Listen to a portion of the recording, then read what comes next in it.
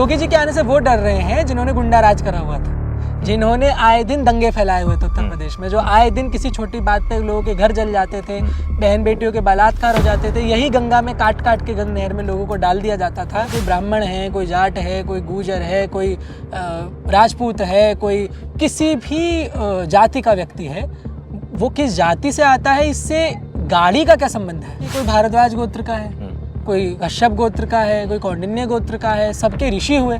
अब कोई सोचे मैं भारद्वाज गोत्र का हूँ तो मैं ऋषि भारद्वाज ही हो गया हूँ। जय परशुराम अच्छा है, जय परशुराम होना चाहिए, वो हमारे ऋषि हुए हैं, अवतार हुए हैं। परंतु पूछने वाली बात यह है कि क्या परशुराम जी का प भी है? अगर हमें गर्व है अपनी जाति विशेष पे कि मैं इस जाति से आता हूँ, उस जाति से आता हूँ, तो गर्व होना चाहिए। लेकिन प्रथम पहचान यह है कि हम सारे सनातन धर्मावलंबी हैं, उसके बाद हमारी जाति आती है। इतनी राजनीतिक पार्टियां हैं जो सिर्फ जाति विशेष की राजनीति करती हैं। बिल्कुल। तो अगर ऐसी पार्टियां सत्ता में आ जाएं, तो क्या वह सबको समान अधिकार देने में सक्षम है? बटोगे तो कटोगे कि जो भारत के प्रति निष्ठावान है वो रहे एक साथ मिलके, और जो निष्ठा नहीं है जिसकी, वो कटेगा। आप पत्थरबाजी शुरू कर दें और फिर उसको कहीं कावड़ यात्रा से उसको कंपेयर कर दे, तो कावड़ यात्रा से तो मैं अपने घर के फंक्शन को भी कंपेयर नहीं करता। विकास दुबे वो कौन थे? हिंदू थे, तो क्या उनको ताज पहनाया गया था या उनकी आरती उतारी गई थी? उनको वही दंड मिला जो किसी अन्य गुंडे को मिलता। पुष्प वर्षा हेलीकॉप्टर से होता है, और जब हमारा कोई त्योहार होता है, हम निकलते हैं, तो हमारी जो स्वागत होता है वो डंडों से होता है। अब मुसलमान ये कह रहा है कि हमें क्यों दंडित? क्योंकि आप ही निकलते हैं हमेशा, तो आपके समुदाय की मरम्मत आप कर सकते हैं, मैं नहीं कर सकता। नमस्कार, मैं सुमित तिवारी, हमारे चैनल में आपका बहुत बहुत स्वागत है। उत्तर प्रदेश के मुख्यमंत्री योगी आदित्यनाथ लगातार 8.5 सालों से जब से मुख्यमंत्री बने हैं, अलग अलग ऐसे फैसले लिए हैं जिससे लोग चौंक जाते हैं, उसके बाद लोग सराहना भी करते हैं, उसका पालन भी करते हैं। उन्होंने एक ऐसा फैसला लिया है जिसके बाद से चर्चा का विषय बना हुआ है। योगी सरकार ने फैसला लिया है कि जो अपने गाड़ियों पर जाति सूचक नाम लेकर घूमते हैं, जैसे कि जाट, गुज्जर, ब्राह्मण, यादव और अन्य जो जाति सूचक गाड़ी में नाम लगाकर घूमते हैं, उस पर बैन लगा दिया है, उस पर जुर्माना लगा दिया है, और अधिकारियों को बोल दिया गया है कि इस पर सख्त कानून को पालन कराया जाए और जुर्माना लगाया जाए। तो इसी विषय बातचीत करने के लिए हमारे साथ में अरिदमन जी जुड़े हुए हैं। अरिदमन जी के बारे में आपको बताना चाहूँगा तो अरिदमन जी बहुत कम उम्र में इनको प्रधानमंत्री नरेंद्र मोदी जी ने अपने हाथों से अवार्ड दिया था। धर्म की बात करते हैं और जिस तरीके से मुद्दा उठता है देश भर में, हर विषयों पर ये बात करते हैं। इसीलिए हमारे साथ में जुड़े हुए हैं, इनसे बातचीत करते हैं और जानते हैं कि योगी आदित्यनाथ जो काम कर रहे हैं वो काम कैसा कर रहे हैं, और जो फैसला लेते हैं वो फैसले के बारे में क्या सोचते हैं। क्या लग रहा है कि ये जो फैसला लिया गया है, सनातन धर्म में लोग बढ़ते जा रहे हैं जातिवाद के नाम पर, क्या उसको एकजुट करने के लिए योगी आदित्यनाथ ने इस तरीके का फैसला लिया है क्या? इन्हीं विषय बात होगी। अरिदमन जी, आपका हमारे चैनल में स्वागत है। नमस्ते। क्या कहना चाहोगे? योगी आदित्यनाथ जी लगातार 8.5 सालों से उत्तर प्रदेश के मुख्यमंत्री हैं, उसके बाद वो जब फैसले लेते हैं तो उन फैसलों का चर्चा होता है हमेशा, कोई भी फैसला उनका दबता नहीं है, उभर के आता है। तो इस बार उन्होंने फैसला लिया है कि जो गाड़ियों में लोग जाति सूचक नाम लेकर घूमते हैं, उसको उन्होंने उस पर बैन लगा दिया है, उस पर जुर्माना लगा दिया है। उसके बारे में क्या कहना चाहोगे? क्यों ऐसा योगी आदित्यनाथ ने फैसला लिया? देखिए, मुझे लगता है कि बहुत अच्छा फैसला है। उसके बहुत से कारण भी हम देखते हैं, हम भी जिस भी प्रदेश में हम लोग रहते हैं वहाँ देखते हैं कि कोई विशेष जाति सूचक नाम लिख के कोई गाड़ी चलती है, या कोई विशेष समुदाय अपना नाम लिखता है, कोई विशेष जाति जो अपने आप का एक प्रभुत्व दिखाते हैं कि हाँ हम श्रेष्ठ हैं या दूसरा हीन है। तो इस प्रकार से जो अन्य लोग हैं, ऐसा बहुधा देखा जाता है कि कोई ट्रैफिक सिग्नल क्रॉस कर रहा है, देखा जाता है कि कोई बैरिकेडिंग तोड़ रहा है, देखा जाता है कि कोई किसी से लड़ रहा है, किसी को भी मारपीट दे रहा है, और उसका कारण ये देते हैं कि हम इस जाति विशेष से आते हैं, या हम ब्राह्मण हैं, या हम क्षत्रिय हैं, या हम ये हैं, या हम वो हैं। और इस प्रकार से अपनी जाति का प्रदर्शन करते हुए श्रेष्ठता हीनता का जो भाव उत्पन्न होता है, इसको न हो और लोगों में लड़ाइयाँ न बढ़े, विशेषतः जो हमारे मार्ग हैं इन सब पे। तो इस कारण से मुझे लगता है कि ये उन्होंने कदम लिया है, और मेरे अनुसार सही भी है, क्योंकि इससे यह कोई तात्पर्य नहीं है कि कोई ब्राह्मण है, कोई जाट है, कोई गुर्जर है, कोई राजपूत है, कोई किसी भी जाति का व्यक्ति है, वो किस जाति से आता है इससे गाड़ी का क्या संबंध है, इसको दिखाने का क्या संबंध है? अगर मैंने किसी विषय में मास्टर्स करी हुई है तो क्या कभी ऐसा होता है कि मैं गाड़ी पे लिखवा के चलता हूँ कि मैं इस विषय में मैंने मास्टर करी है, मैंने संस्कृत में मास्टर करी है, या मैंने पॉलिटिक्स के अंदर कोई विशेष डिग्री ली है? कोई भी नहीं लिखाता है। तो मुझे ऐसा लगता है कि जब हम उपलब्धि को नहीं दिखाते हैं अपने वाहनों पे, अपने घरों में या अन्य स्थानों में, तो फिर अपनी जाति का, जिसमें कोई गर्व करने की तो बात है ही नहीं, जो कि आपका जन्म एक विशेष घर में हुआ है, तो उससे ऐसा तो कुछ नहीं होना चाहिए कि आप उसको लगा करके सर्वत्र उसका, कहते हैं ना कि एक ढोल पीटना जिसे हम कह देते हैं कि हम ये हैं। तो न तो वो कोई उपलब्धि है, न कोई वो ऐसी चीज़ है जिसके बड़े पुरुषार्थ के बाद आपने प्राप्त करा है। कोई भी व्यक्ति किसी भी घर में जन्म ले सकता है, हिंदू भी हो सकता है, मुसलमान भी हो सकता है, ब्राह्मण भी हो सकता है, क्षत्रिय भी हो सकता है, किसी भी जाति का, किसी भी वर्ण का हो सकता है। वह पसमंदा मुसलमान भी हो सकता है, वह ऊंचे वर्ण कहे जाने वाला मुसलमान भी हो सकता है। तो उनको गाड़ियों पर लगाने से मुझे तो नहीं लगता कि कोई लाभ है।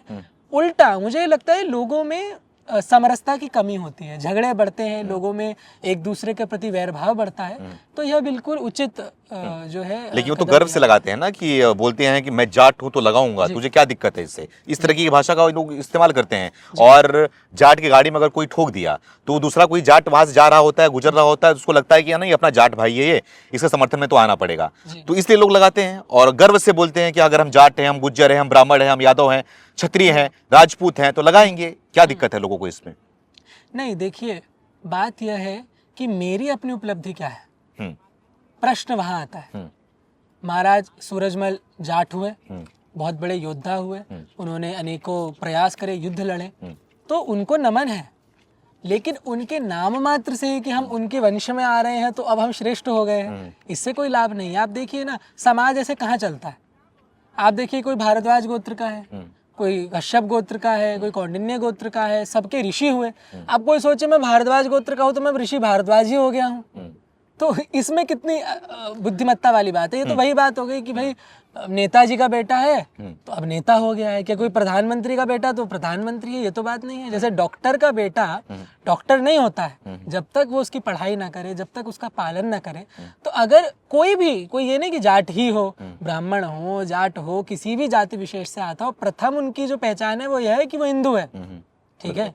और उसके अंदर भी उनके पूर्वजों ने अगर कोई अच्छे कार्य किए हैं, विशेष क्षत्रियों में उन्होंने रक्षा करी है राष्ट्र की, ब्राह्मणों ने शास्त्र की रक्षा करी है, तो उनको गर्व तब होना चाहिए जब वह उनके आचरण में हो।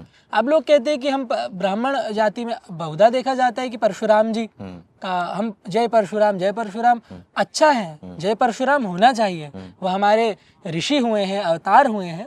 परंतु पूछने वाली बात यह है कि क्या परशुराम जी का प भी है हम लोगों में? वो तो शास्त्रज्ञ थे, शस्त्रज्ञ भी थे, तो उसका क्या 1% भी लोगों में है? क्या जाट समुदाय में भी, क्या महाराजा सूरजमल जाट या अन्य जितने जाट हुए जिन्होंने आक्रांताओं से भी युद्ध लड़े, क्या उनकी वीरता आज है या केवल वह दिखावे की है? क्या राजपूत समाज केवल दिखावे में रह गया है या वो आज आचरण में भी है? तो मुझे लगता है कि अगर हमें गर्व है अपनी जाति विशेष पे कि मैं इस जाति से आता हूँ, मैं उस जाति से आता हूँ, तो गर्व होना चाहिए। लेकिन प्रथम पहचान यह है कि हम सारे सनातन धर्मावलंबी हैं, उसके बाद हमारी जाति आती है, ठीक है। और जाति में भी गर्व इस बात से नहीं होना चाहिए कि मैंने गाड़ी में लिखवा दिया या दरवाजे पर लिखवा दिया या शर्ट पहन ली या पजामे पे लिखवा दिया। ये तो कहते हैं ना हास्यास्पद बातें हैं। अगर वह मेरे आचरण में हो, मैं जाट हूं तो मैं पीड़ितों की रक्षा करूं, मैं कमजोर की रक्षा करूं, तो निश्चित मैं फिर गर्व करने योग्य हूँ। अच्छा। अगर मैं ब्राह्मण हूँ और मैं शास्त्र पढ़ता हूँ, मैं लोगों को ज्ञान देता हूँ, मैं शिक्षा देता हूँ, तो निश्चित गर्व होना चाहिए उसको कि हाँ वो ब्राह्मण है, वो ज्ञान दे रहा है। और योगी आदित्यनाथ का एक बयान और वायरल है जिसको वो बोलते हैं हर मन से, बटोगे तो कटोगे। हाँ। उसको जनता ने बहुत स्वीकार किया और तमाम देश भर में कई राज्यों में जहां पे चुनाव हुए, लोग जनता स्वीकार करते हुए लोगों ने वोट किया, एकजुट हुए, सारे सनातनी जो हुए एकजुट हुए, एकजुट होकर वोट भी किए। तो क्या उसी को देखते हुए, जैसे कि योगी आदित्यनाथ ने बोला था कि अगर बटोगे तो कटोगे, ये कहीं ना कहीं जो बोला गया ये सनातनियों को लेकर बोला गया था, तो क्या इसी को देखते हुए ये फैसले को लिया गया है कि जातिवाद में लोग बटे हुए हैं, जातिवाद में लोग बटते हैं तो लोग इसका फायदा उठाते हैं, जैसे कि इसके पहले भी जो पार्टियां रही हैं वो जातिवाद पे बांटकर अपना फायदा उठाते हैं और एक दूसरे को लड़ाते भिड़ाते हैं। तो या योगी आदित्यनाथ ने जो फैसला लिया है इसलिए लिया कि लोग एकजुट होंगे इससे, क्योंकि कहीं लिखा हुआ देखते हैं तो लोगों में और ये भाव सामने आती है कि हाँ मैं ब्राह्मण हूँ, मैं जाट हूँ, क्षत्रिय हूँ, तो जातिवाद की भावनाएं आती हैं। तो इसी को बंद करने के लिए क्या इस फैसले को योगी जी ने लिया हुआ है? बिल्कुल बिल्कुल। आप देखिए, हम भारत में रहते हैं, भारत के संविधान का पालन करते हैं।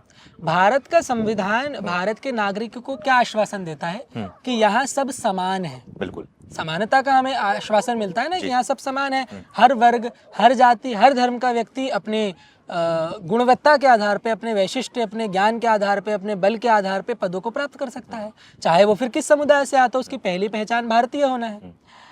लेकिन आपने एक बात कही कि जाति के नाम पे राजनीति है, जाति के नाम पे। आप देखिए, भारत में कितनी राजनीतिक पार्टियां हैं जो सिर्फ जाति विशेष की राजनीति करती हैं। बिल्कुल। तो अगर ऐसी पार्टियां सत्ता में आ जाएं तो क्या वह सबको समान अधिकार देने में सक्षम है? क्या ब्राह्मण गरीब नहीं होता? क्या जाट गरीब नहीं होता? क्या कोई जिसे लोग दलित कहते हैं, क्या उस वर्ण का व्यक्ति गरीब नहीं होता? हालांकि दलित शब्द हिंदू धर्म में है ही नहीं कहीं, लेकिन क्या वह गरीब नहीं होता है? क्या किसी अन्य समाज का व्यक्ति गरीब? ये तो उनकी, कहते हैं ना कि उनकी इकोनॉमी की जो स्थिति है उसके आधार पे होता है। कोई भी गरीब, कोई भी अमीर हो सकता है आज के समय में तो। लेकिन हम देखते हैं कि भारत में अनेकों पार्टियां जो जाति विशेष की राजनीति करती है। हम तो इन्हीं जाति का उद्धार करेंगे।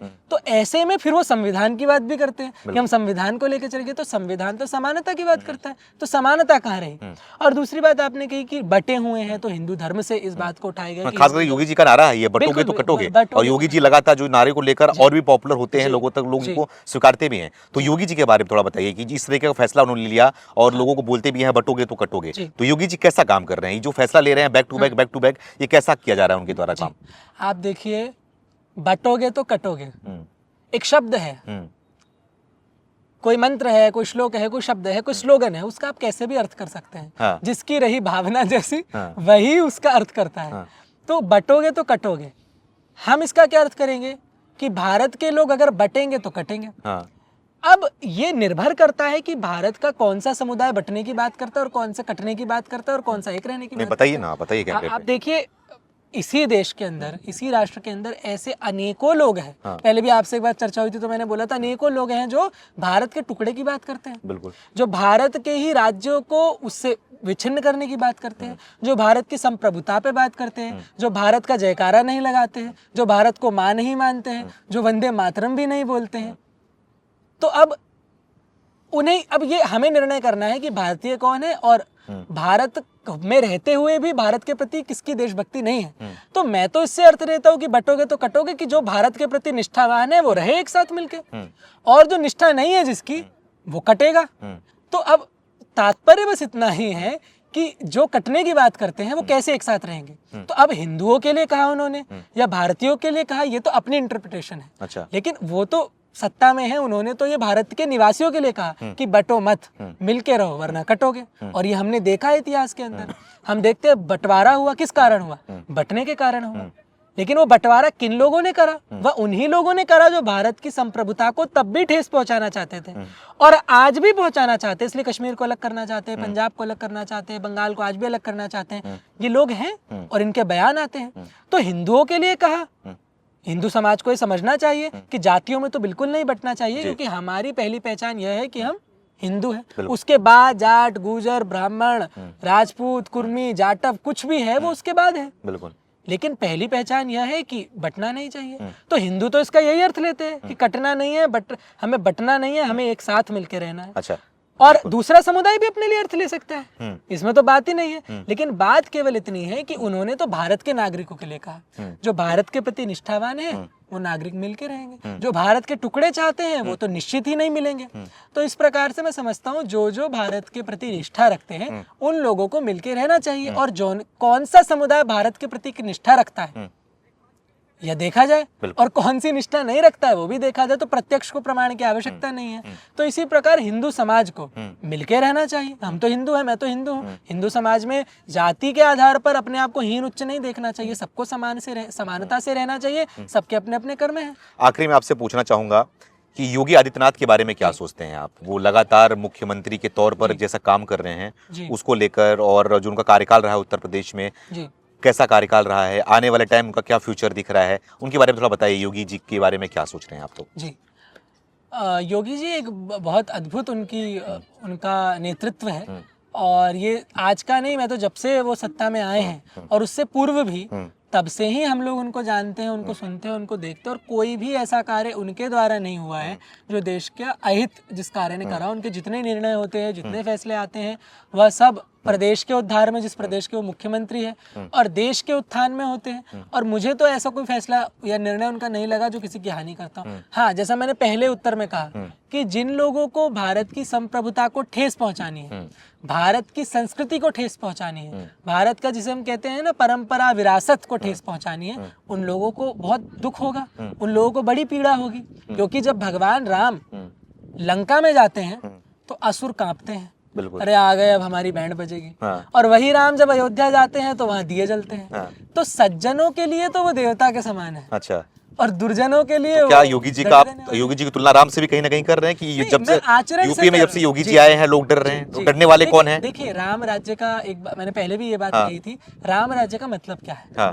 सज्जनों का पालन, दुर्जनों का दंड। नहीं, तो वही पूछ रहा हूँ कि योगी जी के आने से कौन डर रहे हैं?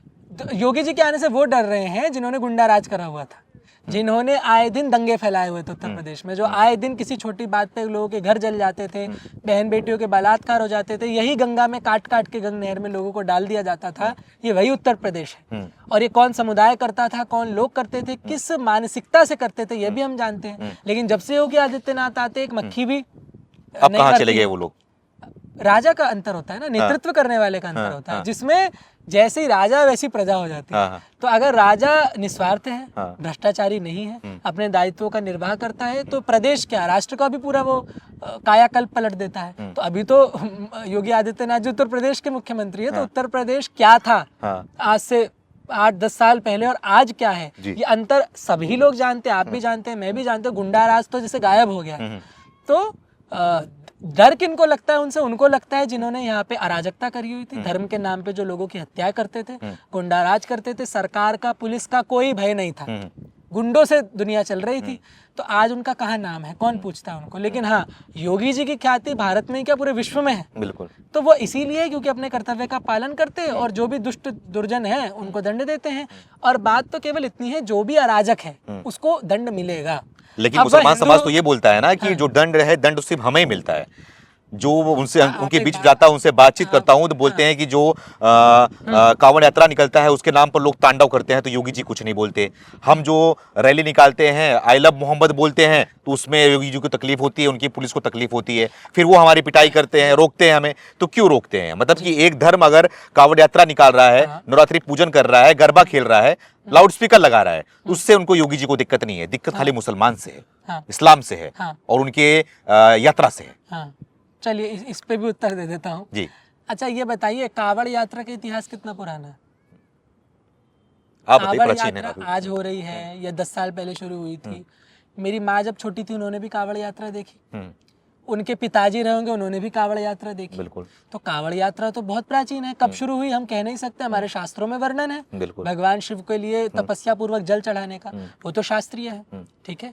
और कांवड़ यात्रा में जो कांवड़िए तांडव करते, उत्पात वो भी करते हैं, तो दंड उनको भी मिलता है। ऐसा नहीं है कि वो तोड़फोड़ कर दे तो उनको उन पे कोई कार्रवाई नहीं, उन पे भी कार्रवाई होती है।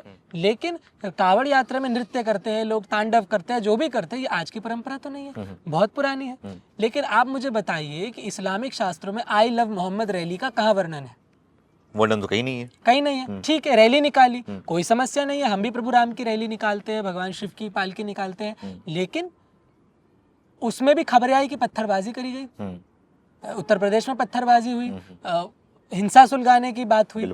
तो इन चीजों को भी रैली मान लें कि आप रैली निकाल रहे, हम किसी से भी प्रेम करें, I love Ram, you love Mohammad, आप कुछ भी कहें, किसी से भी प्रेम करें, वो आपका निजी मत है, आपके खुद के आइडल्स है, कौन है वो आपका निजी मत है। लेकिन आप पत्थरबाजी शुरू कर दें और फिर उसको कहीं कांवड़ यात्रा से उसको कंपेयर कर दे, तो कांवड़ यात्रा से तो मैं अपने घर के फंक्शन को भी कंपेयर नहीं करता कि मैं अपनी कोई प्रथा शुरू कर दूं तो क्या मैं उसको कांवड़ यात्रा कह दूंगा?